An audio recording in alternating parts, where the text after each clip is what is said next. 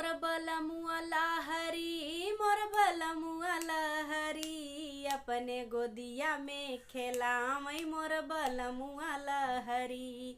मोर बलमुआ लहरी, मोर बलमुआ लहरी, अपने गोदिया में खेलावई मोर बलमुआ लहरी।